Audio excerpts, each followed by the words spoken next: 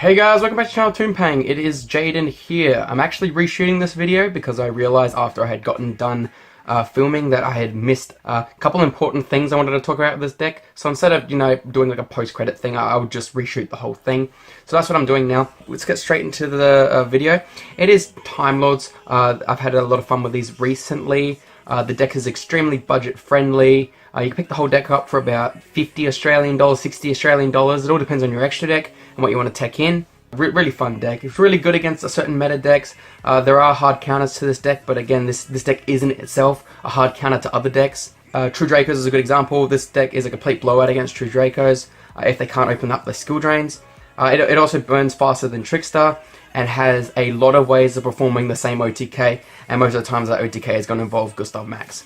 So to get straight into the deck profile, you need to run, no exceptions, the triple Time Maiden. So she just overcompensates for the whole deck, basically. She gets to special summon herself while you control her monsters. Then she can tribute summon herself to search a monster, and you can banish her from grave to special summon from deck. You can't use both effects in the same turn, obviously, otherwise that would be completely nuts and the OTK would be way too easy to perform. She is pretty much not restricted by anything except for her only being able to search out 0 attack monsters, and which is really cool because the only monster you run that is above 0 attack is Sandion, which is basically a big boss 4K beat stick monster, which is awesome. So you need to run triple Time Maiden. She's your extender, play starter, everything. A Time Lord player that opens Time Maiden is going to win. It's so good. It's just such a good card. Next, I do run the triple Sandion.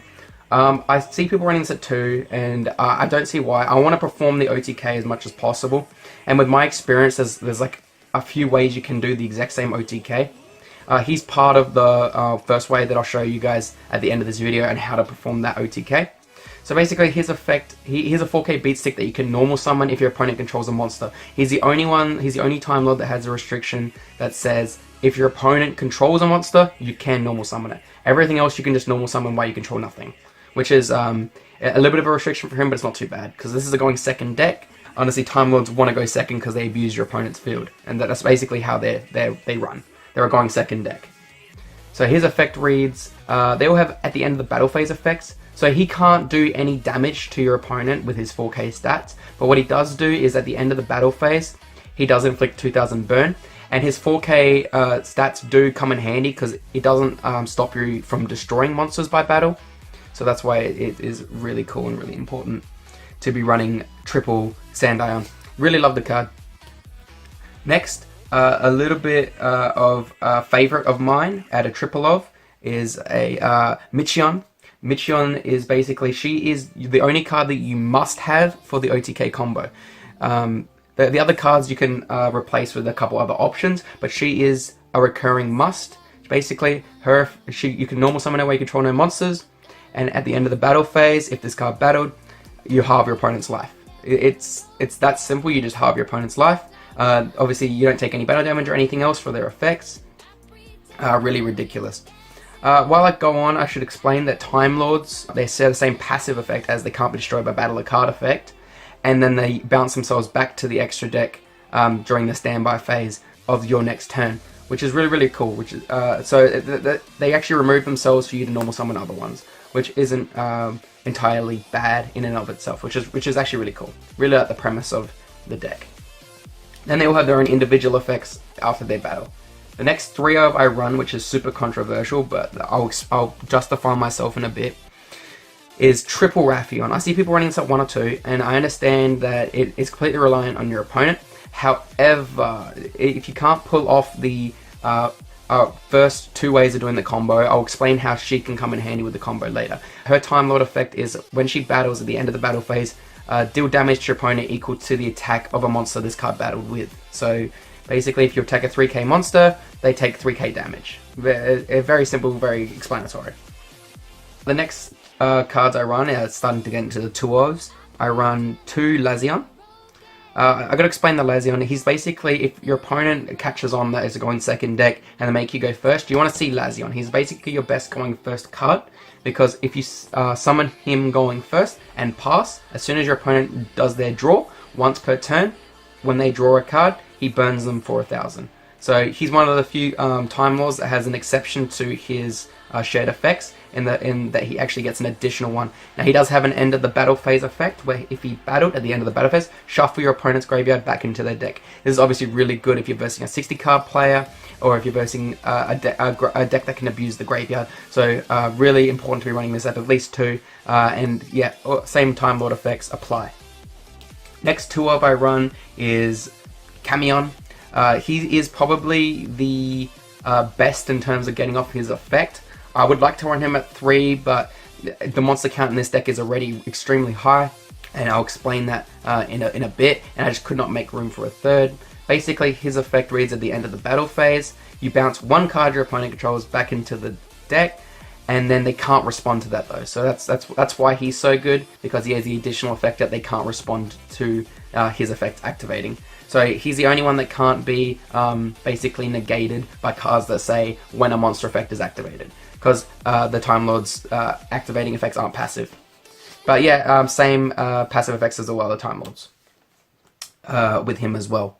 The next 2 of I don't like, but you got to run at 2 anyway, is Zaphion. I see people running this at 3, it's way too much. And basically the only reason why I'm running this card at all is because Advanced Draw, the combo with Advanced Draw is way too broken with this card. Basically, when she gets another additional effect, so she's another unique one, in the sense that when she's sent to grave, from field to grave, you get to draw a card. So if you combo this off with Advanced Draw, you summon her out, you Advanced Draw her to grave, you draw 2, and then her effect goes off and you draw 3. So it's a +1 with her, which is really, really cool. So yeah, you gotta run her at 2. She also says the same passives as all the other Time Lords, and when she battles, you return the back row back to the hand, but they can respond to this, unfortunately, so they can chain everything else to it, which is yeah, kind of sucky. Oh, also, it's back to the deck, sorry. So you return all cards, all back row your opponent controls back to the deck. The next Time Lord I run at a 2 of is the original Mateon. He's one of the OGs. He isn't as good as he used to be. He does hinder some of your plays sometimes, because his effect requires you to bounce all monsters besides himself back to the hand. And then he does do burn of 300, so that's his effect at the end of the battle phase. You return all other monsters on the field back to the hand, and then inflict 300 damage to your opponent for each returned monster. Same Time Lord passives, same restriction, then he bounces himself back to the back to the main deck.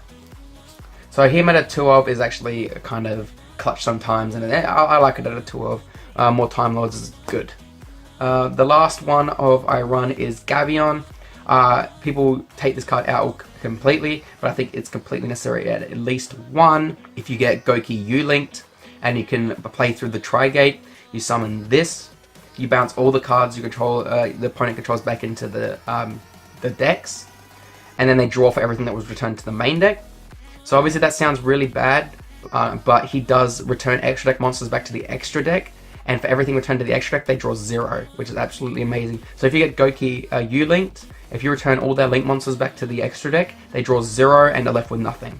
So he's absolutely insane in that regard. So I like to run him at 1 because he does come in handy every now and then, which is a really, really clutch card. So that's it for monsters. It is I think it's a 21 card monster lineup. It's a lot of monsters, but basically there's not a lot of draw power in this deck. So you really want to see your Time Lords in most of your draw phases if you're not searching them out, which is really cool. And a handful of Time Lords honestly isn't bad. Every single one of these is a mini Bills, so that's why I love them. Going on to spells, I run the triple Celestial Transformation. So many monsters, they're all fairy.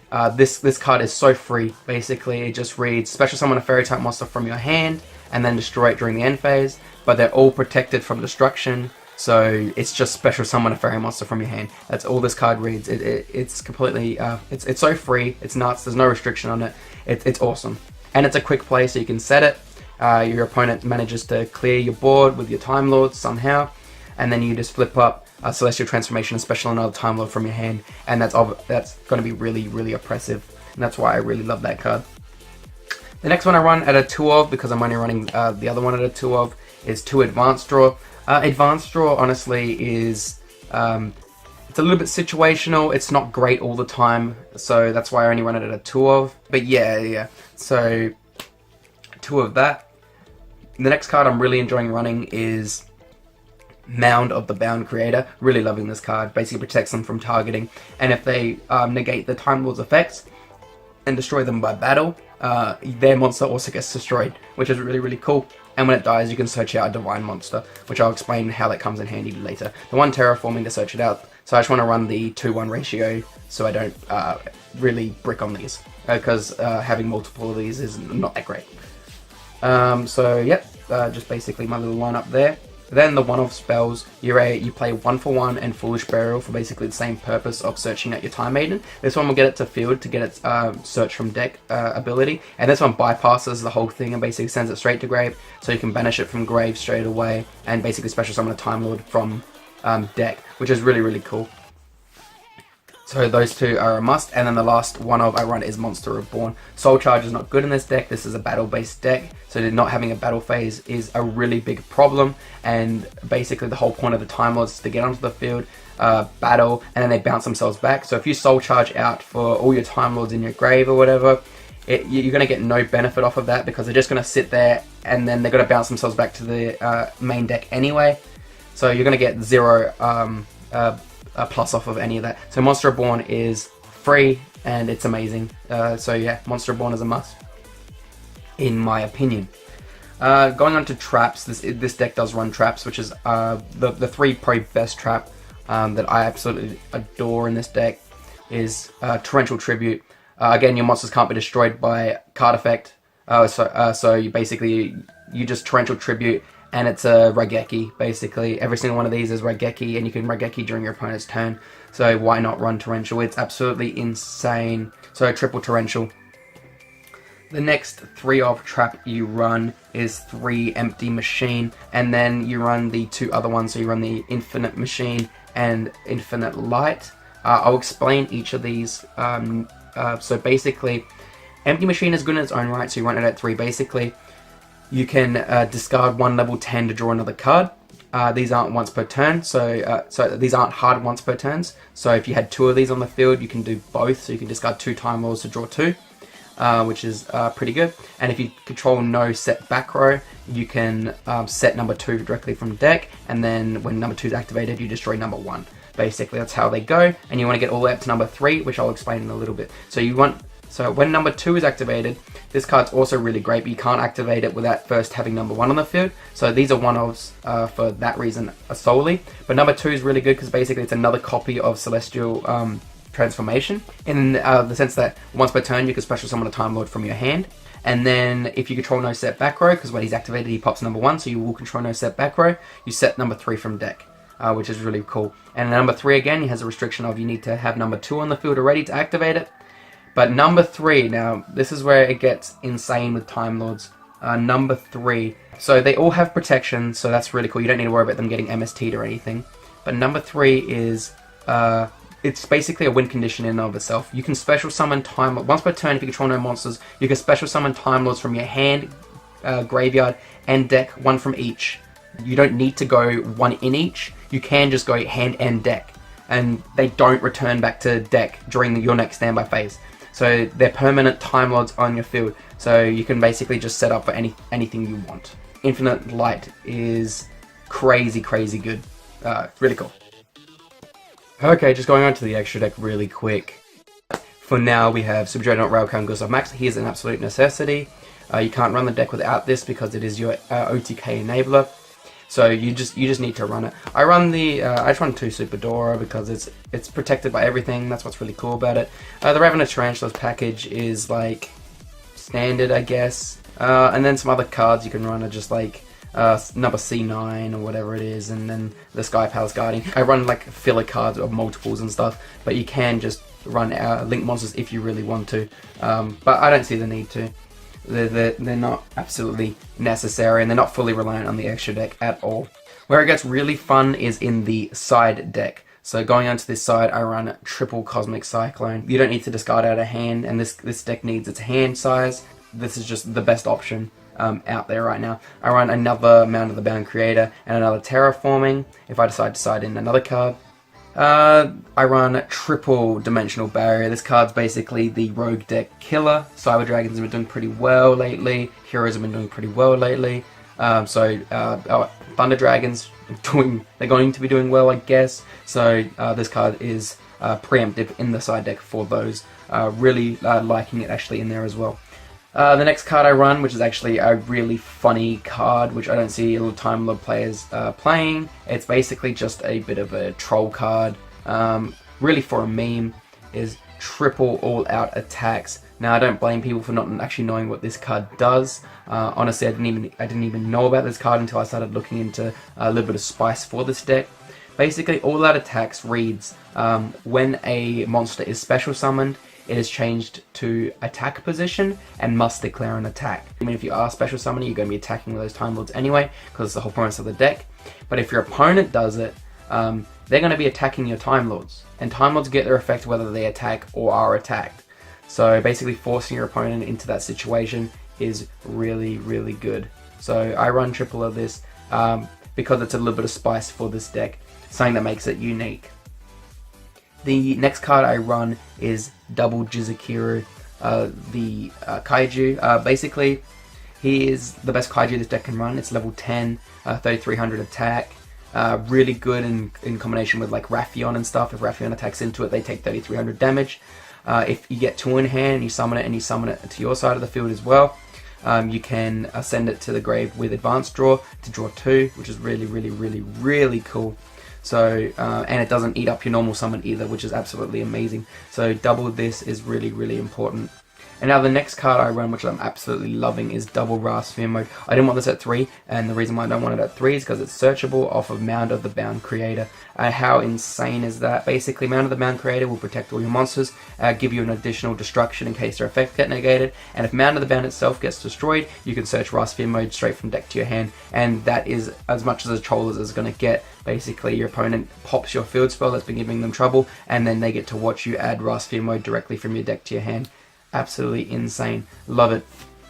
Okay, so now that you've seen this, I can now explain the OTKs, basically. So the cards you can use for the OTK is an Empty Machine and an Infinite Machine. You can use Celestial Transformation in the OTK. You can use Raffion in the OTK, Michion in the OTK, possibly 2 Michion in the OTKs, because all the Time Lord effects aren't once per turn. So, yeah, that's really, really cool. So, 2 Michion, and then the Sandaeon in the OTK as well. So, basically, the ideal OTK would be opening these 2 and a Celestial Transformation. And the reason why I say this is because this is pretty much the most standard that every Time Lord player knows. So, you've gone second, and your opponent summoned a monster, it doesn't really matter what it is. You summon out your Sandaeon. Fairly standard, yeah. And then you go Celestial Transformation into your Michion as well. Okay, so once you've done that, you can basically start declaring attacks. So you go into your battle phase and you attack with both. Now, at the end of the battle phase, you choose their chain orders. So you go chain 1, chain 2. This resolves first. You halve your opponent's life, and then they take 2000 damage from his effect. And then what you simply do, and this is why it's insane, is XYZ summon into Gustav Max. Detach 1, he inflicts 2000 burn for that last 2000 damage. And that's exactly 8k damage, and you win. So that's the first way you can do it. Another way you can do it is opening, let's just say we do it the same, but you open both of these instead. Now it's not really good, so you have to go, this is basically going first to go second. It really does kind of suck in this sense. So you would already had a Time Lord on field, and then you've set both of these. Okay, so now your turns come back around. You've gone, okay, I've still got these in my hand. You go normal summon one of them because your opponent has a monster. You flip number 1, flip number 2 with Infinite Machines.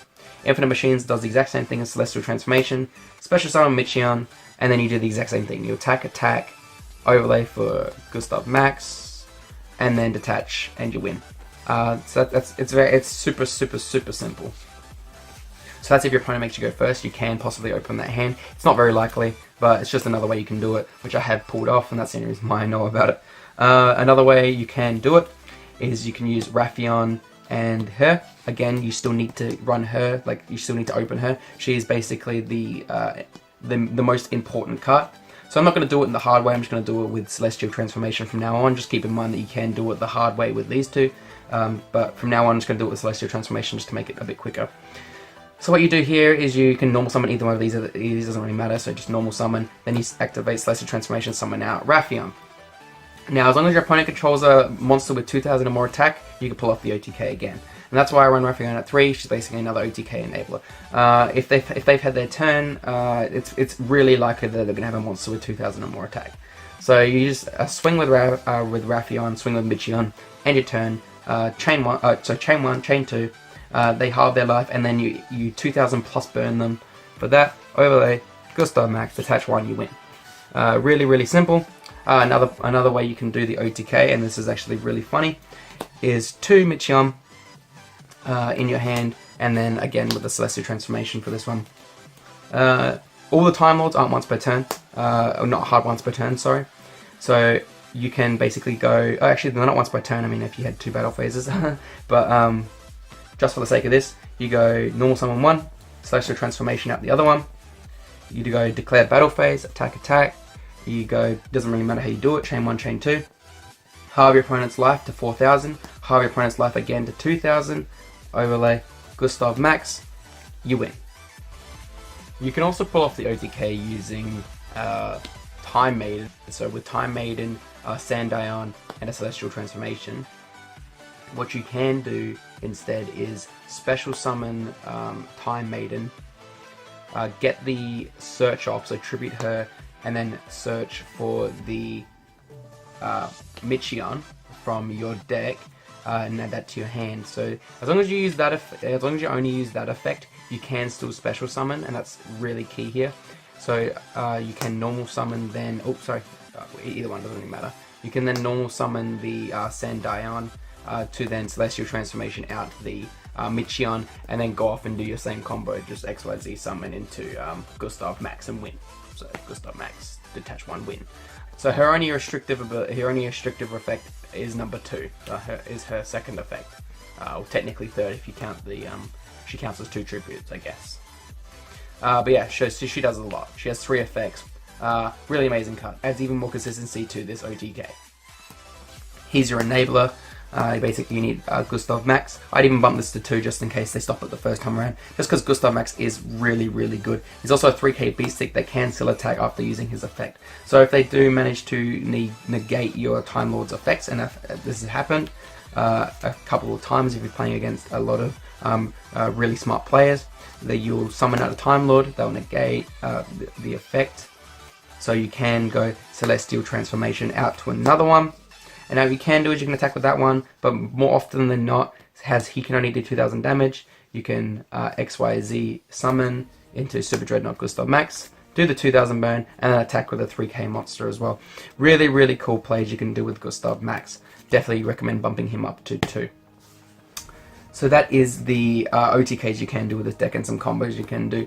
Again, Ras Fear Mode is a 10, and Jizakuru is a 10, so they can all be used to make Super Dreadnought, Rail Cannon, Gustav Max, or Super Dora, either to your personal preference.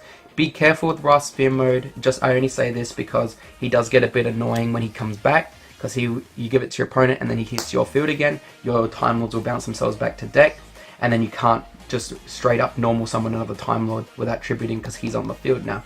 So that's why Celestial Transformation is a must-have at 3, because Celestial Transformation basically lets you get a Time Lord regardless, and then you can XYZ summon into Super Rail Cannon Gustav Max because it's just such a good card. But yes, that is the Time Lord deck profile, the OTK enabler deck profile, I guess I would say. I'd really base it around performing that OTK because it is absolutely nuts. But I hope you guys enjoyed. Leave a like on the video, comment down below of anything that would be cool tech-ins for this deck. I did consider running Solomon's Lawbook. If you don't know what that does, basically it's a trap card that reads skip your own standby phase, your own next standby phase. So that basically lets you keep Time Lord on the field for an extra turn. If you play the Solomon's Lawbook build, you basically can lower the monster count in the deck, because it is basically you're not going to be needing to rely on drawing into new fresh Time Lords as much. So yeah, there's that option as well if you want to run it like that. But I just run the all out attacks because it's my spicy tech. It's my little meme option.